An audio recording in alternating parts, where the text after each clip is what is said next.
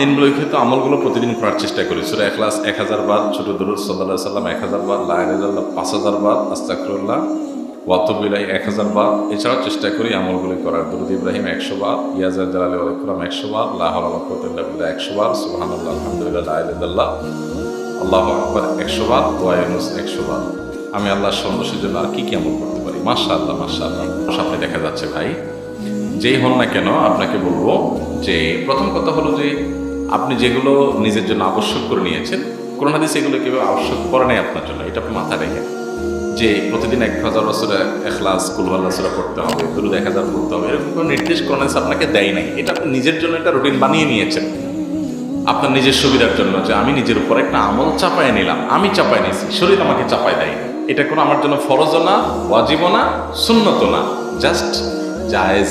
সে জায়েজটা হবে তখন যখন আপনি আমার নিজের ফজিলতের জন্য একটা ফিগার ফিক্স করে রাখলে আমার করতে সুবিধা হয়, নাহলে করা হয় না।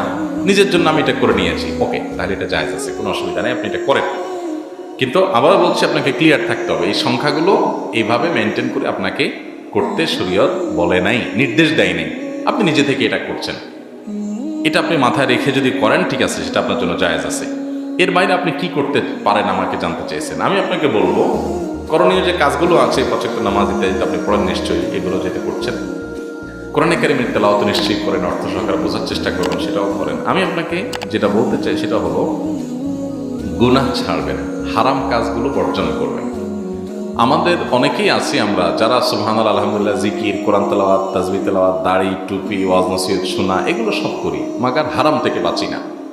হারাম বর্জনটার গুরুত্ব কোনো কোনো ক্ষেত্রে এই মানে করণীয় কাজগুলোর চাইতে অনেক বেশি গুরুত্বপূর্ণ। এমনকি এই সমস্ত নফল আমল যেগুলো করছেন, এগুলোর অনেক মর্যাদা আছে, অবশ্যই করবেন, কিন্তু এগুলোর চাইতে অধিকতর গুরুত্বপূর্ণ একটা হারাম কাজ ছাড়া।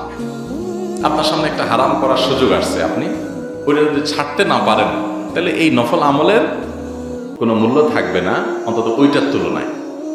বুঝতে পেরেছেন? এই জন্য গুনাহ ছাড়বেন। কিরকম গুনাহ? চোখের গুনাহ, সেটা ফেসবুক হোক, ইউটিউবে হোক, রাস্তায় হোক, চোখকে নিয়ন্ত্রণ করতে পারেন, কঠিন একটা কাজ। এটা করতে পারছেন, আপনি সাকসেস। হারাম উপার্জন করবেন না, প্রত্যেকটা টাকা টনটন করে বাঁচবে, পিওর হালাল উপার্জন করবেন, তাহলে আপনি সাকসেস। বুঝতে পারছে কথা?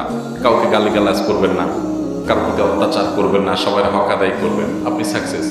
এগুলো কঠিন কাজ, এই জিকির আজকার এগুলোও কঠিন, কিন্তু এগুলোর চাইতে এই হারাম কাজ থেকে বেঁচে থাকাটা অনেক টাফ। আল্লাহ তাআলা সহজ করে দিক।